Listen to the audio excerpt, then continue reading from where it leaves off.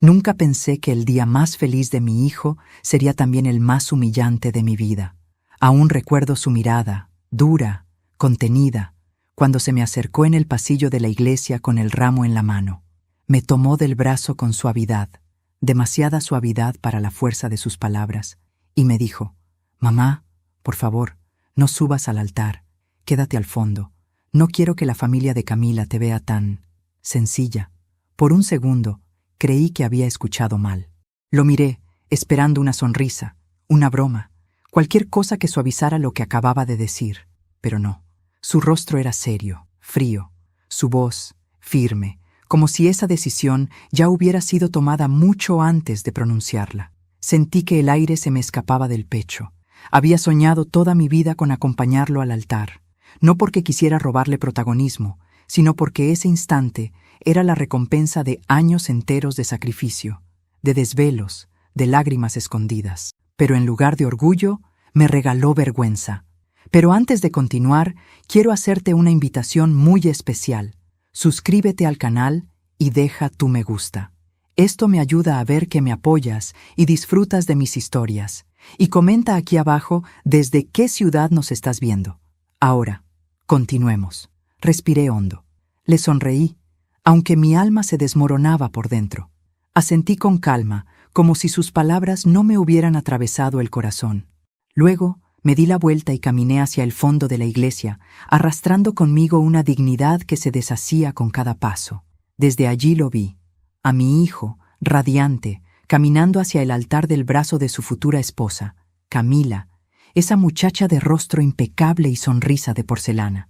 Su vestido blanco parecía brillar bajo las luces del templo y todos la miraban con admiración. Yo también la miré, intentando convencerme de que ella lo hacía feliz. Pero cuando se giró hacia mí, justo antes de llegar al altar, vi en sus ojos algo que jamás olvidaré: satisfacción. No de amor, sino de triunfo, como si me hubiera desplazado de mi propio lugar en la vida de mi hijo. Durante la ceremonia me mantuve en silencio. Las palabras del sacerdote se mezclaban con los recuerdos de mi mente. Julián con apenas 6 años, corriendo por el patio con los pantalones llenos de tierra. Julián llorando la noche en que su padre murió. Julián prometiéndome que, cuando fuera grande, me construiría una casa con jardín y me cuidaría siempre. Ese niño ya no existía. Frente a mí había un hombre que no reconocía. Un hombre vestido de traje, con un anillo de oro y un corazón que ya no me pertenecía. Cuando terminó la ceremonia, me acerqué para felicitar a los novios. Camila me dio un beso en la mejilla, seco, como quien saluda a una conocida por compromiso. «Gracias por venir, doña Rosa», dijo con una sonrisa que no le llegaba a los ojos. Doña Rosa, ni siquiera un suegra, ni un mamá, solo doña, como si yo fuera una invitada más. Mi hijo, por su parte, apenas me rozó la mano. «Luego hablamos, mamá». Luego. Siempre había un luego con él desde que conoció a Camila. Luego me llamaba, luego me visitaba, luego me contaba las cosas. Pero ese luego se convirtió en un nunca. Durante el banquete me senté en una mesa apartada junto a un grupo de invitados que no conocía. Nadie me dirigió la palabra. Los fotógrafos pasaban frente a mí una y otra vez, buscando capturar sonrisas perfectas, pero jamás apuntaron su cámara hacia donde yo estaba. Era invisible. Y sin embargo, los veía a todos. A la madre de Camila, presumiendo sus joyas, al padre, brindando con su copa de vino caro, y a mi hijo, riendo entre ellos, intentando parecer uno más de esa familia que nunca lo aceptaría del todo. «Deberías estar orgullosa», me dijo una de las invitadas, sin mirarme siquiera. Sonreí, porque si abría la boca iba a llorar. Y las lágrimas, en ese lugar, serían un lujo que no podía permitirme. No recuerdo cuánto tiempo estuve ahí, observando, tragando la amargura con cada sorbo de agua. Solo sé que en algún momento, mientras todos bailaban y celebraban, una idea comenzó a gestarse dentro de mí. Primero fue un susurro, luego una certeza, y finalmente un plan. No sería hoy, ni mañana, pero el día llegaría, y cuando llegara, mi hijo sabría lo que significa humillar a quien dio la vida por él. Cuando terminó la fiesta, me acerqué a despedirme. Camila estaba eufórica, rodeada de amigos. Julián me vio, pero fingió no hacerlo. Fue ella quien se adelantó, con esa cortesía falsa que ya conocía. «Gracias por venir, doña Rosa. Todo salió perfecto, ¿verdad?», asentí. «Sí, todo fue inolvidable. Nos vemos pronto», dijo, dándome una palmada ligera en el hombro. Pero mientras salía del salón, me detuve frente a la puerta y miré hacia atrás, a mi hijo, a la vida que tanto me había costado levantar. Y pensé en todas las noches que me desvelé cuidándolo, en los años que trabajé limpiando casas para pagarle la universidad, todo para que al final yo no mereciera estar al frente en su boda. Esa noche, al llegar a casa, me quité los zapatos, el maquillaje y la sonrisa. Me miré en el espejo y vi a una mujer cansada, con el rostro marcado por la decepción y los años, pero detrás de esos ojos tristes había algo que ni Julián ni Camila conocían, una fuerza dormida, una fuerza que, cuando despierta, no perdona. Me senté frente al escritorio y saqué una hoja en blanco. Empecé a escribir sin pensar, guiada solo por el dolor. No sabía aún lo que diría, pero sí sabía cuándo lo diría. El día en que mi hijo menos lo esperara. Y cuando terminara, nadie volvería a pedirme que me quedara al fondo de ningún lugar. Siempre pensé que las personas no cambian de la noche a la mañana, pero estaba equivocada. O tal vez no cambian, solo revelan lo que siempre fueron. Cuando Julián me presentó a Camila por primera vez, recuerdo haber sentido una mezcla de alegría y desconfianza. Ella llegó a casa vestida con una elegancia discreta, perfumada como una flor recién cortada. Tenía una sonrisa amable, esa que parece sincera, pero que no toca los ojos. Apenas entró, me abrazó con delicadeza. «Por fin conozco a la mujer más importante en la vida de Julián», dijo, con una voz dulce. Yo la observé en silencio. Era preciosa, eso no podía negarlo. Cabello liso, manos cuidadas, mirada firme. Demasiado perfecta, pensé. Y la perfección, cuando no tiene alma, suele ser peligrosa. Esa primera cena la preparé con esmero. Pollo al horno, puré casero y el pastel de manzana que siempre le encantó a mi hijo. Quería que Camila se sintiera bienvenida. Pero en cuanto probó el primer bocado, noté cómo frunció apenas los labios. «Qué sabor tan hogareño», comentó. No fue un cumplido, aunque lo disimuló bien. Julián rió. «Mi mamá cocina así desde siempre». Ella sonrió. «Claro, amor. Se nota». Nadie más entendió el comentario, pero a mí me dolió como una espina. No fue lo que dijo, sino cómo lo dijo. Era una pequeña grieta, y no lo sabía entonces, pero esa grieta se convertiría en un abismo. Los meses siguientes fueron una lenta y silenciosa batalla que solo yo veía. Camila no me enfrentaba nunca directamente. Su guerra era elegante, meticulosa, sin ruido. Primero comenzó a organizar los encuentros familiares. De pronto, las comidas de domingo pasaron a hacerse en su casa, porque, según ella, tenía más espacio. Luego, las llamadas de Julián empezaron a espaciarse. Y cuando por fin lo escuchaba, notaba su tono distante, distraído. Siempre estaba ocupado.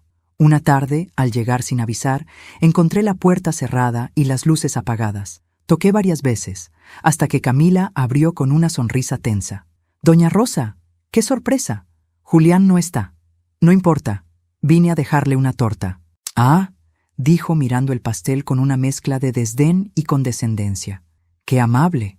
Pero ya estamos evitando los postres caseros, por el azúcar». Fue la primera vez que sentí que no era bienvenida en la vida de mi hijo. Pero no sería la última. Con el tiempo, Camila empezó a opinar sobre todo lo que me concernía. Su mamá debería cambiarse de barrio, le decía a Julián, creyendo que yo no la oía. Ese lugar es tan modesto. No combina con tu imagen profesional. Otras veces, ¿no crees que tu mamá debería vender esa casa vieja? Seguro se la compran bien y así puede mudarse cerca de nosotros. Siempre sonaba preocupada, protectora, como si pensara en mi bienestar. Pero cada palabra suya era una semilla de distancia sembrada con precisión quirúrgica. Y Julián se dejaba guiar. Era un buen hombre, pero débil cuando se trataba del amor. No sabía decir no. No sabía notar el veneno detrás de las sonrisas. O tal vez lo sabía y prefería no verlo. Una noche, mientras veía televisión, sonó el teléfono. Era él. Mamá, Camila y yo queríamos contarte algo, dijo con entusiasmo. Estamos pensando en casarnos. Me quedé en silencio, sonriendo sola frente al aparato. Eso es maravilloso, hijo. Sí, y por eso... Bueno, te lo quería pedir de frente, pero no quiero que te lo tomes a mal. ¿Qué cosa? Camila cree que deberías vender la casa. Dice que mantenerla sola te cuesta mucho. ¿Y a ti qué te parece? Creo que tiene razón. Mi garganta se cerró. Esa casa no era solo paredes y tejas. Era la vida de tu padre, el eco de su risa, el lugar donde creciste. Pero no dije nada. Solo murmuré. Si eso es lo que ustedes piensan, lo consideraré. Cuando colgué, sentí que acababa de perder la primera batalla. Al día siguiente, Camila apareció con un café y una sonrisa amable. No quiero que piense que la estamos presionando, dijo cruzando las piernas con elegancia. Solo pensamos en su comodidad. Lo sé. Ustedes son muy atentos. Además, añadió, el dinero podría servir para ayudarnos con el departamento nuevo. Después de todo, Julián quiere que vivamos cerca. Ahí lo entendí. No querían ayudarme.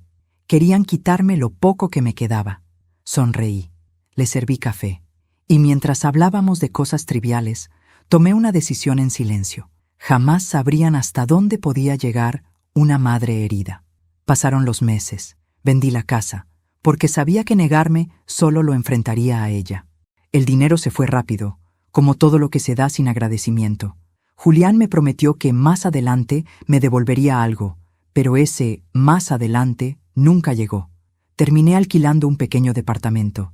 Las paredes eran frías, el silencio inmenso.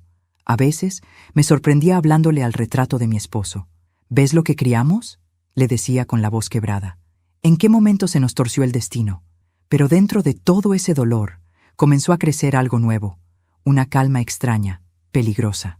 Una especie de fuego lento que no se apaga con lágrimas.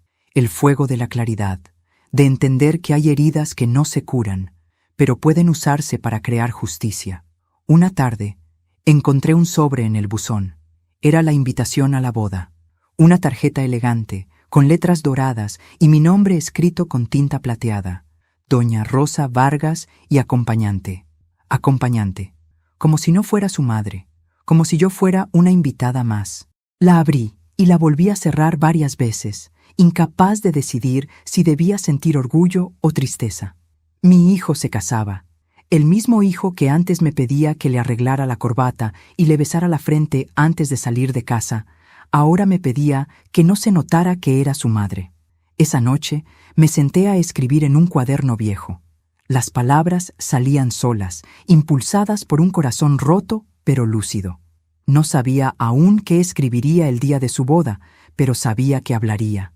Y cuando lo hiciera, nadie en esa sala olvidaría mi voz, porque a veces el amor calla, y otras veces el amor hace temblar las paredes. Dicen que uno no sabe cuánto pesa una casa hasta que empieza a vaciarla.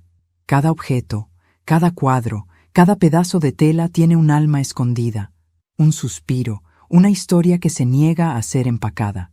Y aquel día, mientras recorría mi vieja casa con las manos temblorosas, entendí que estaba enterrando más de 40 años de mi vida. Había decidido venderla. No por gusto, sino por necesidad. O eso me repetía a mí misma cada vez que las lágrimas me nublaban la vista. Julián y Camila decían que era lo mejor. Una casa grande solo para ti es demasiado trabajo, insistían. Podrías estar más cómoda en un apartamento pequeño, sin tantas escaleras, sin tantas cosas viejas. Pero esas cosas viejas eran mi historia. Cada mueble tenía el eco de mi marido, Luis, que había muerto hacía 12 años. Cada marca en la pared contaba los años que Julián creció midiendo su altura con un lápiz y una sonrisa. Y cada habitación tenía el perfume de los días que no volverían.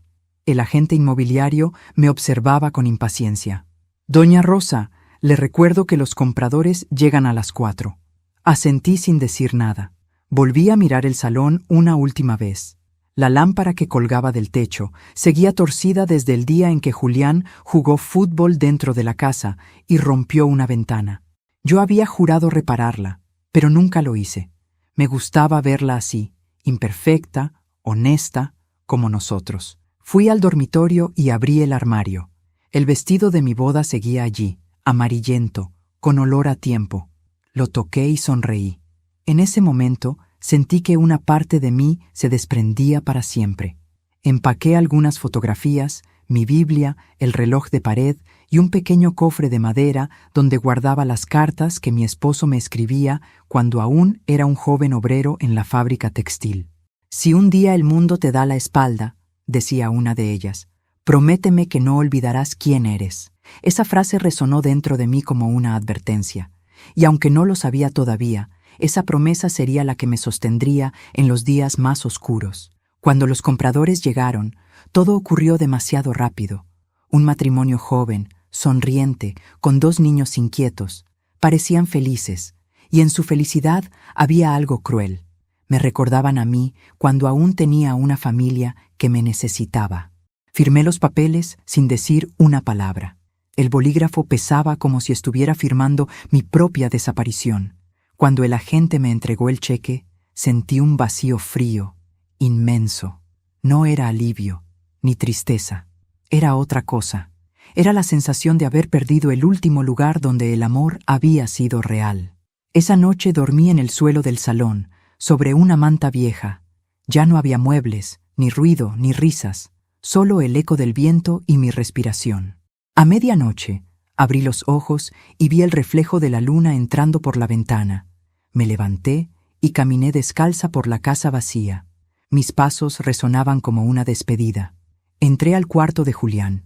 Las paredes aún tenían pegados los restos de los pósters que él amaba de niño. Pasé la mano por la cama que ya no estaba y murmuré: «Si supieras cuánto te extraño, hijo. Si supieras cuánto daría porque me miraras con los mismos ojos de antes». Pero ya no era el mismo. Camila había llenado su cabeza de ideas, que yo era una mujer anticuada, que debía descansar, que no entendía su nueva vida. Y yo, en silencio, lo había permitido. Al día siguiente, me mudé al pequeño departamento que Camila había ayudado a elegir. Un cuarto piso, sin ascensor, con paredes grises y un olor a pintura barata. «Es temporal, mamá», dijo Julián cuando me dejó las cajas en la puerta. «Luego te buscaremos algo mejor». Le sonreí. «Claro, hijo». Lo observé mientras bajaba las escaleras, con prisa, mirando su teléfono. Ni un abrazo, ni un «te quiero», solo la obligación de cumplir. Cerré la puerta y por primera vez en mucho tiempo lloré sin vergüenza. No era un llanto ruidoso ni desesperado. Era un llanto sereno, profundo, el tipo de llanto que no pide consuelo porque sabe que no lo habrá.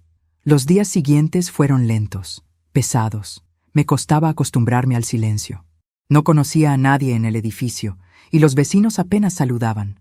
Pasaba las tardes tejiendo, mirando por la ventana y escuchando las risas que subían del parque. A veces imaginaba que Julián aparecería con flores, pidiéndome perdón. Otras, imaginaba que Camila se cansaría de fingir y me diría la verdad en la cara. Ninguna de esas cosas pasó. Una tarde, revisando mis papeles, encontré una copia del contrato de venta de la casa. Lo leí con calma hasta que una línea llamó mi atención. La transferencia final será efectiva dentro de 6 meses, una vez cumplido el plazo de revisión notarial.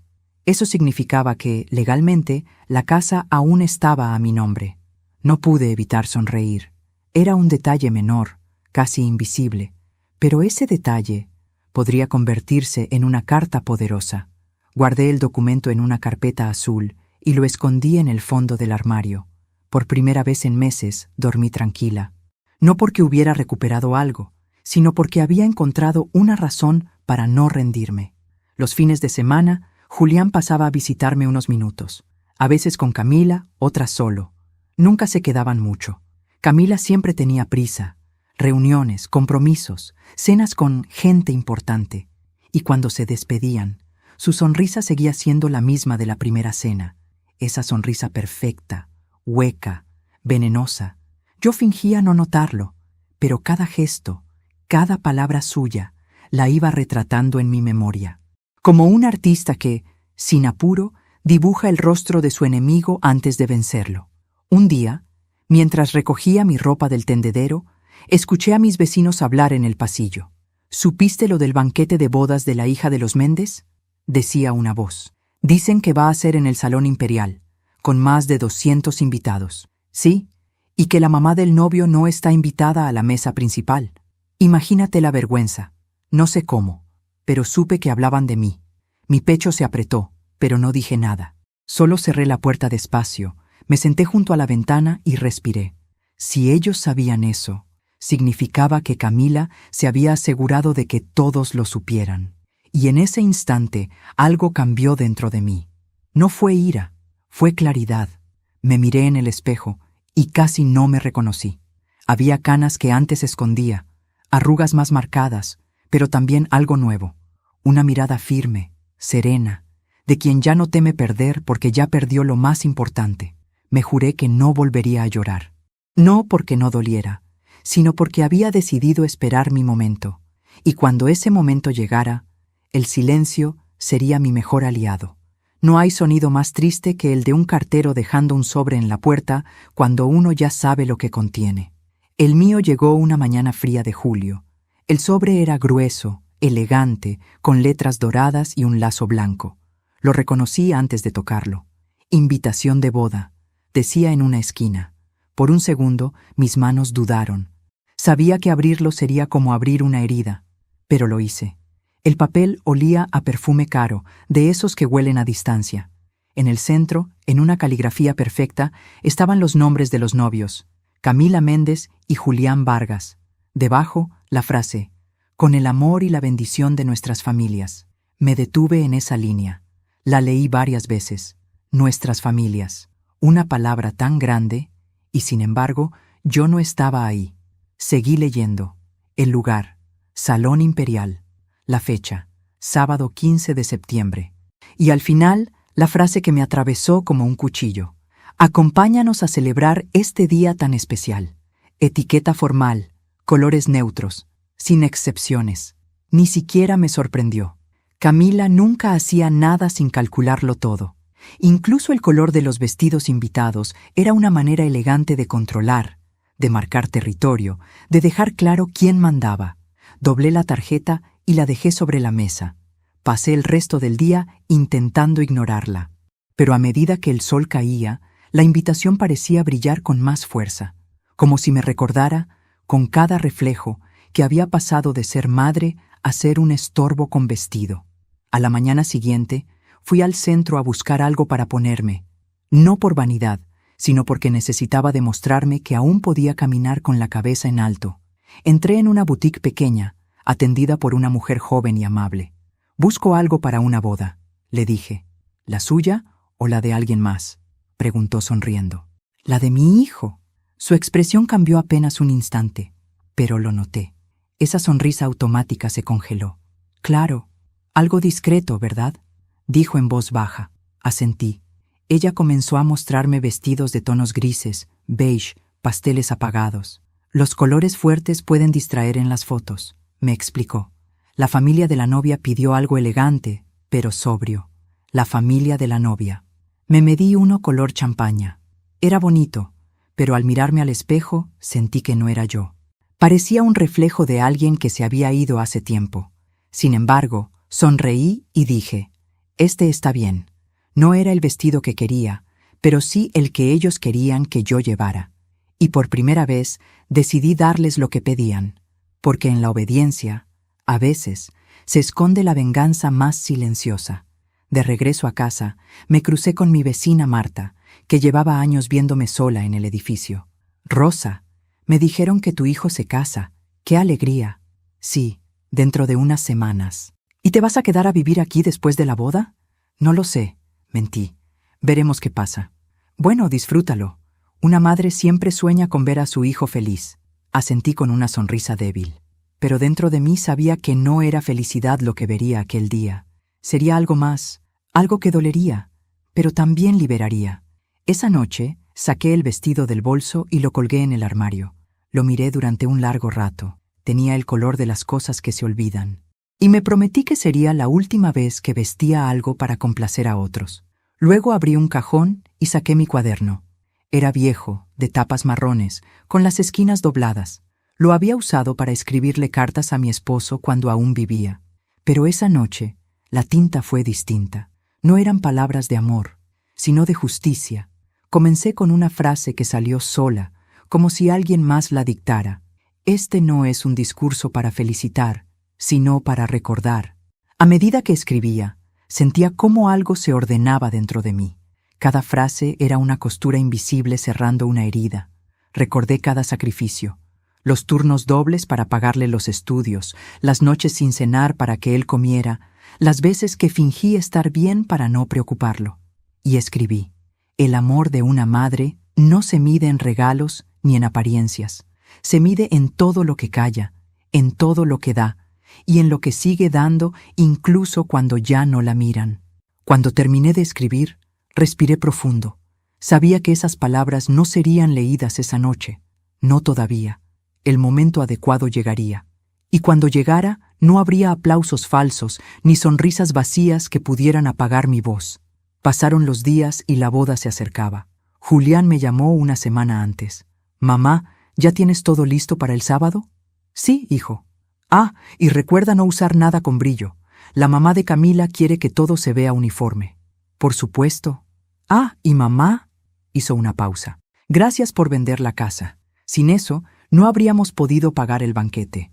Ese fue el golpe final. Ni un «te quiero» ni un «te extraño». Solo «gracias por el dinero». Colgué el teléfono y me quedé mirando la pared en silencio. Pero algo dentro de mí cambió en ese instante. No era tristeza, era una paz extraña, casi peligrosa. Esa paz que llega cuando uno ya no espera nada de nadie.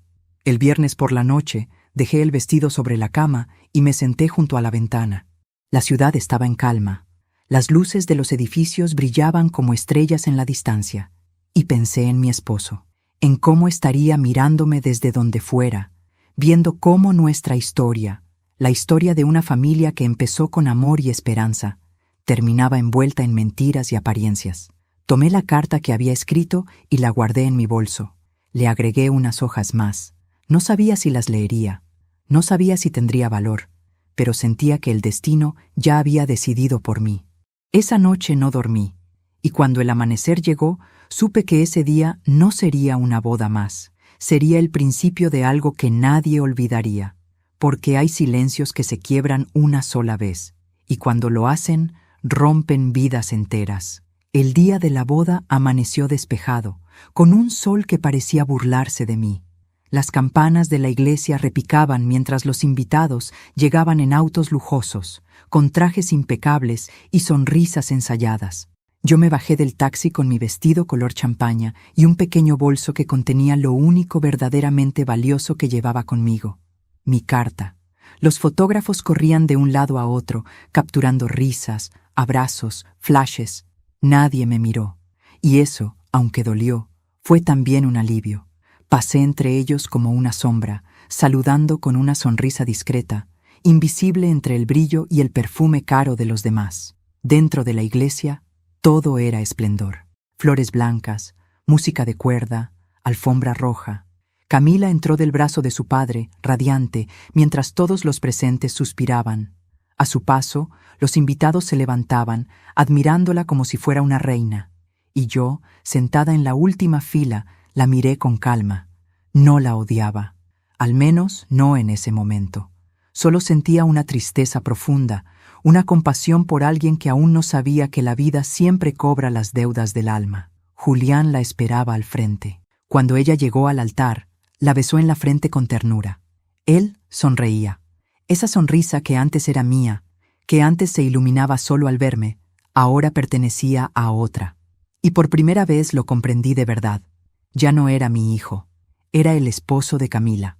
Durante la ceremonia, me esforcé por mantener la compostura. Cada palabra del sacerdote caía sobre mí como un eco distante. Cuando pronunciaron los votos, sentí cómo algo dentro de mí se desmoronaba lentamente. No era solo el paso del tiempo, ni la soledad que me esperaba después de ese día. Era el reconocimiento de que todo lo que había dado, cada sacrificio, cada desvelo, había sido olvidado. Pero no me quebré, porque dentro del dolor había algo nuevo: determinación, una calma que no había sentido en años. Cuando terminó la ceremonia, los invitados aplaudieron con entusiasmo. Yo aplaudí también, despacio, desde mi rincón. Camila y Julián salieron tomados de la mano. Alguien lanzó pétalos. Las cámaras siguieron sus pasos hasta la limusina que los esperaba afuera. Y yo seguí caminando detrás, en silencio, invisible, como una sombra más en su cuento perfecto. El salón del banquete era aún más lujoso. Lámparas de cristal, mesas decoradas con flores frescas, copas relucientes. Un violinista tocaba en una esquina y el aire olía a vino caro y a promesas vacías. Los invitados se ubicaban según una lista.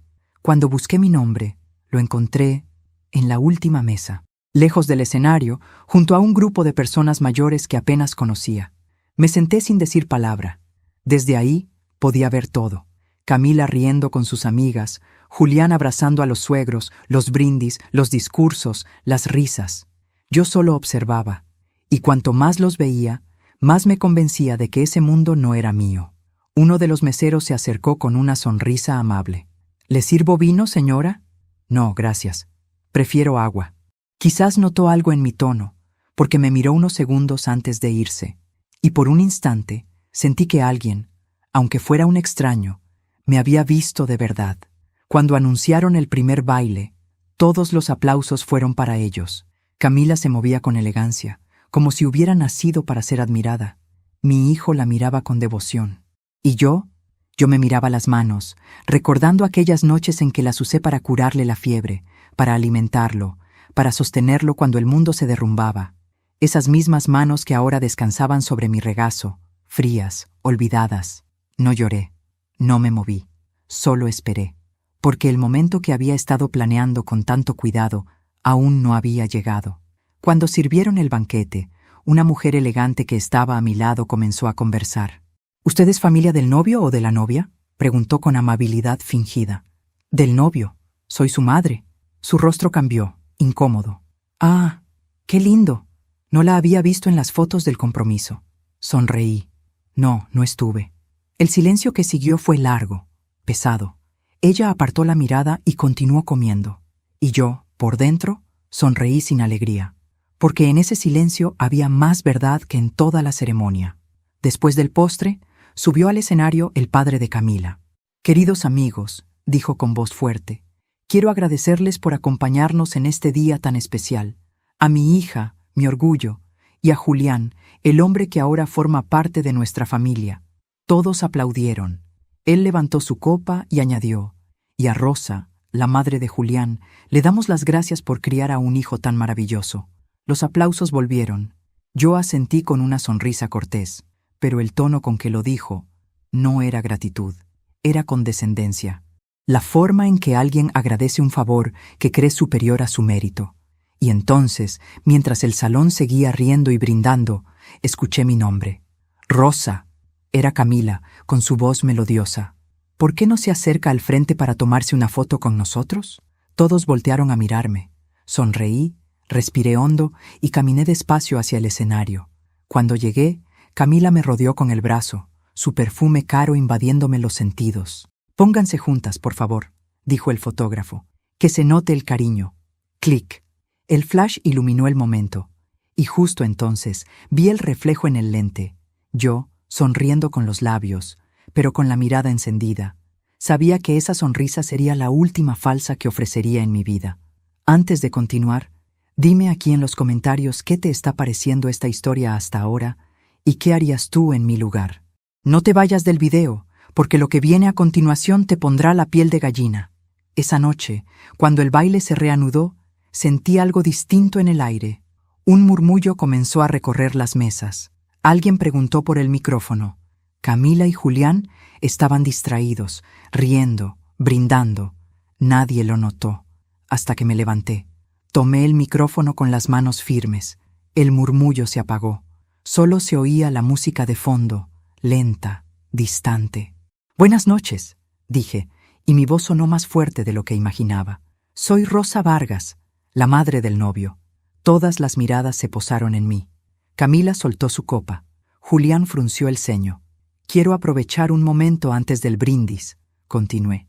Dicen que las madres no deben robarle protagonismo a sus hijos en su boda, pero esta noche no vengo a robar nada. Vengo a devolver algo. El silencio era total. Cada palabra resonaba en el salón como un golpe suave, medido. «Este es mi regalo», dije, levantando la carta. «Y espero que estén preparados, porque no hay envoltorio bonito que oculte la verdad». Y entonces, mientras todos me miraban sin comprender, sonreí con la calma de quien ha esperado mucho tiempo para hablar. Sabía que lo que vendría después no solo cambiaría esa noche, sino todas las que seguirían. No sentí miedo, ni temblor en las manos, ni vértigo. Solo una calma tan grande que parecía ajena, como si en lugar de estar viviendo aquel momento, lo estuviera observando desde fuera. El murmullo del salón se apagó. Camila me miraba con una mezcla de desconcierto y desdén. Mi hijo, en cambio, estaba pálido. Sabía que algo se avecinaba, no el escándalo que imaginaban los demás, sino la verdad que ninguno estaba preparado para oír. Antes de comenzar, dije con voz firme, quiero agradecerles por venir, no a la boda, sino a este momento, porque lo que están a punto de escuchar no está en el programa. Algunas risas incómodas se escaparon entre las mesas. El padre de Camila se removió en su asiento, pero yo seguí. Hace muchos años, en esta misma ciudad, una mujer sola crió a su hijo con el sudor de su frente. No tuvo ayuda, ni herencias, ni lujos, solo amor, y las ganas de verlo convertirse en alguien bueno. Los murmullos comenzaron a crecer. Alguien encendió una cámara. Camila se movió incómoda, intentando restarle importancia, pero yo la miré directamente. Esa mujer, dije, soy yo, y ese hijo es el hombre que hoy se sienta ahí, en esa mesa, celebrando con todos ustedes. El silencio cayó como un telón. No se oía ni el sonido de los cubiertos, solo el latido de mi propio corazón. Durante años, continué, trabajé limpiando casas ajenas, cosiendo ropa hasta el amanecer, privándome de todo para que él pudiera estudiar. Le di todo lo que tenía, y lo hice con orgullo, sin esperar nada a cambio. Pero el amor, cuando se da sin medida, a veces se convierte en una trampa, porque el día que ese hijo conoció el dinero, se avergonzó de sus raíces. Vi cómo Camila bajaba la mirada. El padre carraspeó. Julián intentó ponerse de pie, pero yo levanté una mano. No, hijo. Si esta noche te atreviste a decirme que no subiera al altar para que nadie me viera, entonces tendrás que escucharme ahora que todos me miran. El público exhaló. Un murmullo recorrió la sala. Yo seguí, con el pulso firme. Me pediste que vendiera mi casa para pagar tu banquete, y lo hice. Me pediste que desapareciera para no incomodar a tu esposa, y también lo hice. Pero hay algo que olvidaste, Julián. Yo no firmé la cesión final. La casa sigue a mi nombre. El rostro de Camila se transformó. Pasó del desconcierto a la furia. Julián se llevó una mano al rostro, murmurando algo inaudible. Así es, dije con serenidad. La casa donde planeaban vivir, la que usaron como garantía para sus préstamos, me pertenece legalmente.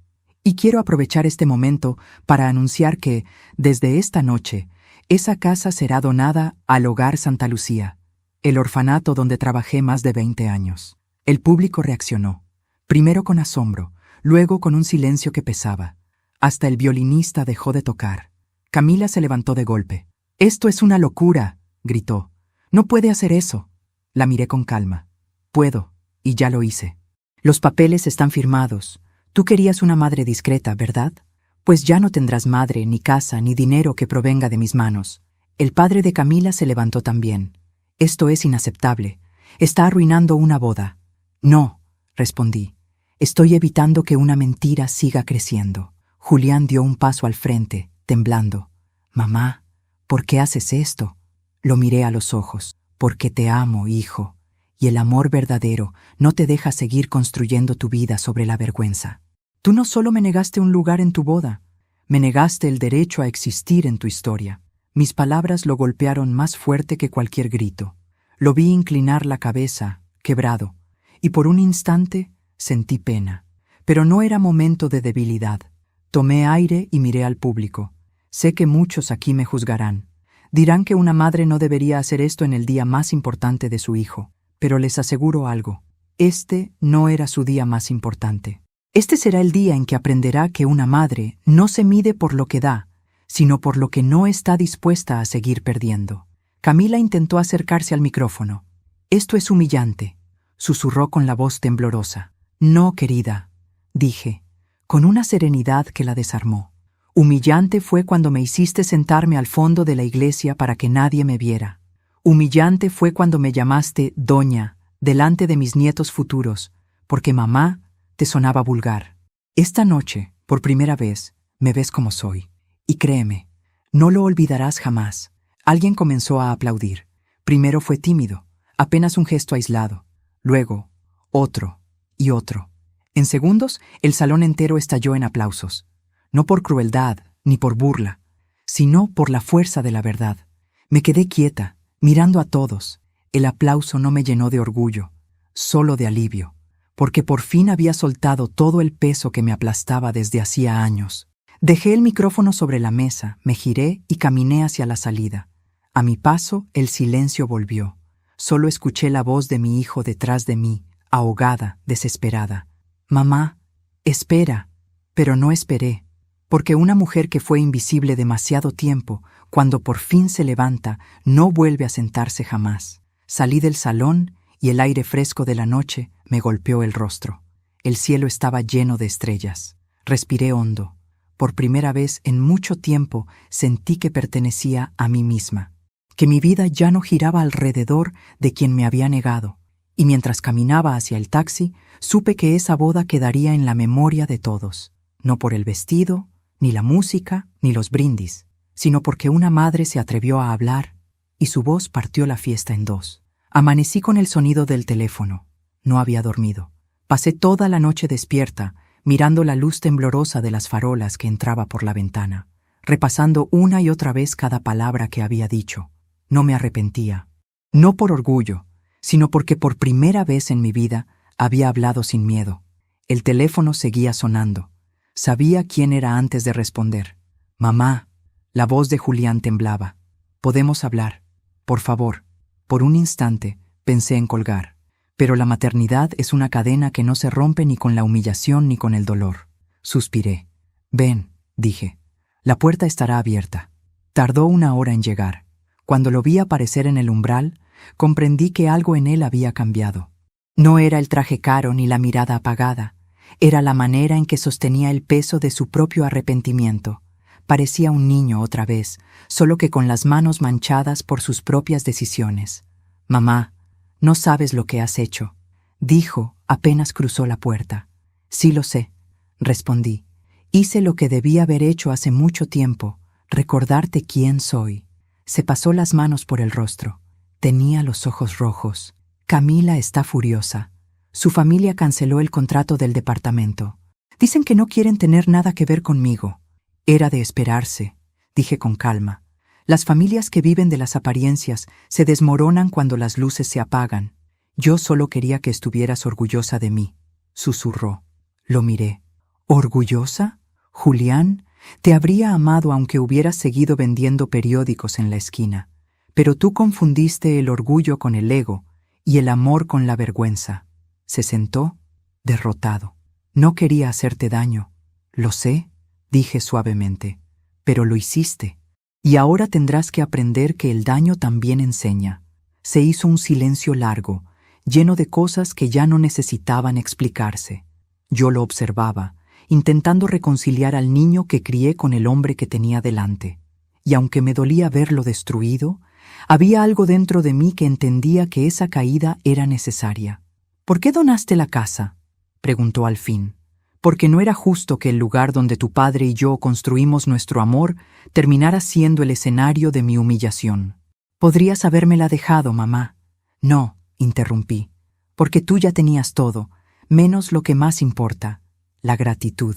Y un corazón que no sabe agradecer no merece heredar nada. Sus ojos se llenaron de lágrimas.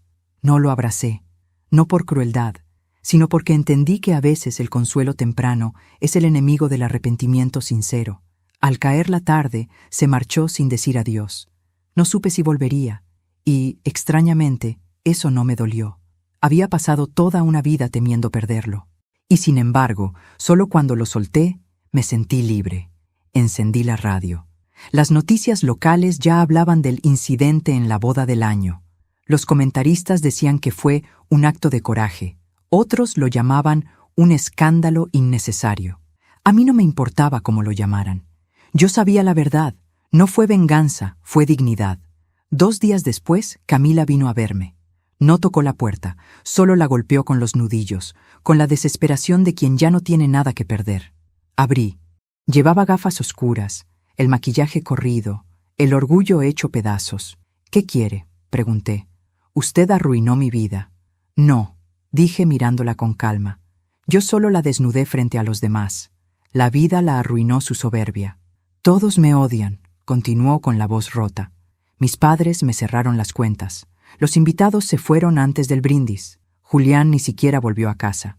Tal vez así aprenda lo que nunca quiso entender, que los cimientos construidos con mentiras se hunden solos». Camila se quitó las gafas. Sus ojos estaban rojos, hinchados. ¿Era necesario hacerlo frente a todos? Sí, respondí sin dudar, porque ustedes eligieron humillarme frente a todos. La diferencia es que yo no lo hice para herirte, sino para liberarme. Se quedó en silencio un momento, mirando el suelo. Cuando volvió a levantar la vista, su mirada había cambiado. Ya no había odio, solo agotamiento. ¿Sabe qué es lo peor?, preguntó. Que en el fondo, usted tenía razón. Lo sé. Yo lo vi en sus ojos. No era odio, era tristeza. Y eso dolió más que cualquier cosa que dijo. Sus palabras me tomaron por sorpresa. Por primera vez, la vi humana. No la joven altiva de la boda, sino una mujer frágil, criada para creer que el valor de una persona está en su apellido. Y me di cuenta de que ella también era una víctima de lo mismo que me hirió a mí. El miedo al qué dirán. «Ojalá hubiera tenido una madre como usted», murmuró antes de irse. No respondí. Solo la observé alejarse, tambaleante, entre lágrimas. Y por un momento sentí compasión, no por lo que perdió, sino por lo que nunca supo tener. Esa noche, el teléfono volvió a sonar. Era el director del Hogar Santa Lucía. «Doña Rosa, acabamos de recibir su donación. No sé cómo agradecerle. Con ese dinero podremos ampliar el albergue y pagar la escuela de los niños este año». Cerré los ojos. «No me agradezca, padre. Solo asegúrese de que esa casa siga llena de risas». Colgué y me quedé mirando la ventana. Por primera vez en años sonreí sin tristeza, porque comprendí que no había perdido nada. Solo me había despojado de lo que me ataba. Al día siguiente fui hasta el barrio donde estaba mi antigua casa. Los obreros ya trabajaban en las reparaciones. El cartel en la puerta decía: «Futuro hogar de los niños del Santa Lucía». Me acerqué despacio, toqué una de las paredes y susurré: «Bien hecho, Luis. Ahora sí, nuestra casa vuelve a tener un propósito». El viento movió las cortinas rotas y por un instante juraría que escuché su voz como un eco lejano. «Te lo dije, Rosa. Las raíces no se niegan, se honran». Esa tarde, de regreso a casa, encontré una nota debajo de la puerta. Era de Julián. No decía mucho, solo una frase escrita con letra temblorosa. «Perdóname, mamá. Quiero volver a empezar, si todavía hay tiempo». Me senté, sosteniendo el papel entre las manos. Las lágrimas me nublaron la vista. Respondí al aire, sabiendo que él no me oiría. «Siempre hay tiempo, hijo. Pero esta vez, el camino de regreso tendrás que hacerlo tú». Me serví una taza de té, abrí la ventana y respiré el aire fresco de la tarde. El mundo seguía igual, pero yo no. Mi corazón, por primera vez en décadas, estaba en paz. Y mientras el sol se escondía, comprendí que el verdadero regalo no fue el escándalo, ni la casa, ni el dinero perdido. Fue haberme devuelto a mí misma. Porque cuando una madre recupera su voz, no hay silencio que vuelva a encerrarla. Dicen que con el tiempo el dolor se apaga. No es verdad. El dolor no desaparece. Aprende a transformarse. Deja de ser herida para volverse sabiduría. Deja de ser llanto para convertirse en memoria. Y así, con el paso de los meses, comprendí que lo que ocurrió en aquella boda no fue el final de mi historia, sino el comienzo del resto de mi vida. Durante años fui una mujer que callaba. Callé por amor, por miedo, por costumbre. Callé cuando debía defenderme, cuando debía decir «basta», cuando debía recordarme que también merecía ser amada.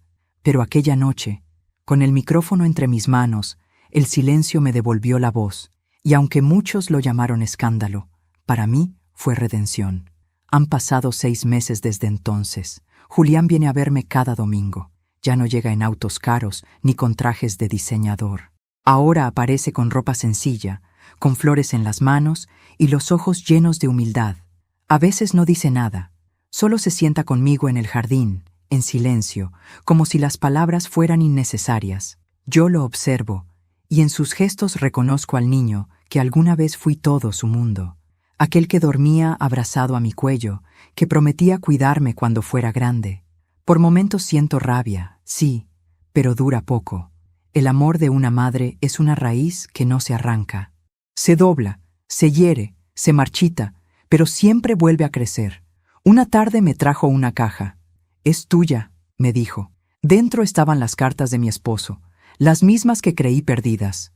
Camila las había guardado en el altillo, añadió. Dijo que algún día te las devolvería.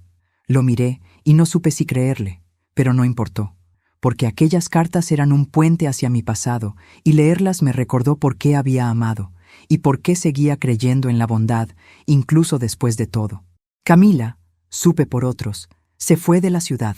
La última vez que la vi fue aquella tarde en que vino a pedirme perdón. Tenía los ojos hinchados y la voz quebrada. No la odié. ¿Cómo odiar a alguien que nunca aprendió a amar sin condiciones? Solo le deseé que encontrara la paz que siempre buscó en los lugares equivocados. Y aunque no lo dije en voz alta, le agradecí, porque sin ella, Julián y yo tal vez nunca habríamos visto con claridad cuánto habíamos perdido intentando agradar a los demás. Hoy mi vida transcurre en otro ritmo. Cada mañana me levanto antes del amanecer, preparo té y camino hasta el hogar Santa Lucía, la misma casa que alguna vez fue mía y que ahora pertenece a decenas de niños sin familia. A veces me reciben con gritos, otras con risas, otras con lágrimas, pero siempre me reciben. Ellos me llaman Abuela Rosa. Me abrazan sin preguntar de dónde vengo, ni qué tuve que perder para llegar allí. En sus ojos no hay juicio ni lástima, solo cariño. Y en ese cariño encontré lo que había buscado toda la vida, un amor que no exige nada a cambio. Cuando los veo jugar en el patio, pienso en cómo la vida me quitó un hogar, solo para devolverme muchos más, porque cada niño que sonríe dentro de esas paredes es una victoria contra el olvido. Y cada risa que escucho es una prueba de que el amor, cuando se entrega desde el alma, nunca se desperdicia. Hay días en que Julián me acompaña al orfanato. Se queda mirando cómo los pequeños corren alrededor mío. Uno de ellos lo tomó de la mano hace poco y le dijo, «¿Tú también eres hijo de la abuela Rosa?» Julián sonrió, con los ojos llenos de lágrimas. «Sí», respondió, «pero tuve que perderme para recordarlo». Esa frase se me quedó grabada, porque en ella entendí que mi hijo había aprendido por fin la lección más importante, que el amor no se hereda, se honra. En las tardes, cuando el sol cae detrás de las colinas, suelo sentarme frente a la ventana y leer las cartas de mi esposo. Cada palabra suya parece escrita para este momento de mi vida. En una de ellas dice, «Rosa, cuando el mundo te cierre las puertas, abre una tú misma. Si nadie escucha tu voz, háblale al viento. Pero nunca dejes que el dolor te quite la bondad». Y eso hago, porque entendí que la verdadera fortaleza no está en endurecerse, sino en seguir siendo buena cuando la vida te da razones para dejar de serlo. A veces me detengo a pensar en todo lo que pasó, en la boda, en las miradas, en el escándalo, y me pregunto si me arrepiento. No, no me arrepiento, porque si no hubiera pasado, seguiría viviendo escondida en las sombras del respeto mal entendido. Seguiría creyendo que amar significa callar, y que ser madre significa desaparecer cuando el hijo se avergüenza. Pero el amor, el verdadero amor, no se humilla, se sostiene en pie, incluso cuando tiembla. Aprendí que el perdón no siempre se dice en voz alta. A veces es una mano que se tiende sin palabras, o un silencio compartido al caer la tarde. Y que la dignidad no es orgullo, es recordar que vales, incluso cuando los demás lo olvidan. La vida, después de todo, me enseñó que se puede empezar de nuevo a cualquier edad, que nunca es tarde para perdonarse por haber callado tanto, y que cada arruga en el rostro es solo un mapa de lo que sobrevivimos. Ya no temo envejecer, temía no haber vivido, y eso ya no me pasa, porque ahora despierto cada mañana con gratitud, porque tengo paz, y la paz, créeme, vale más que cualquier apellido. Si estás escuchando mi historia, quiero que recuerdes algo, desde donde estés. El amor no se demuestra aguantando humillaciones, ni se mide en sacrificios que borran tu voz. El amor verdadero no pide que te escondas, ni que te rebajes. El amor verdadero te levanta. Y cuando aprendes eso, ya nadie vuelve a ponerte de rodillas. Soy Rosa Vargas, una madre que perdió mucho, pero que lo recuperó todo cuando aprendió a amarse a sí misma. Y esta fue mi historia. Si te conmovió, suscríbete al canal y deja tu me gusta. Eso me ayuda a ver que me acompañas y disfrutas de estas historias de vida y dignidad. Cuéntame aquí abajo, en los comentarios, desde qué ciudad nos estás viendo y qué enseñanza te deja esta historia. Porque cada palabra tuya mantiene viva esta voz. La voz de las mujeres que un día aprendieron que callar también puede ser una forma de morir.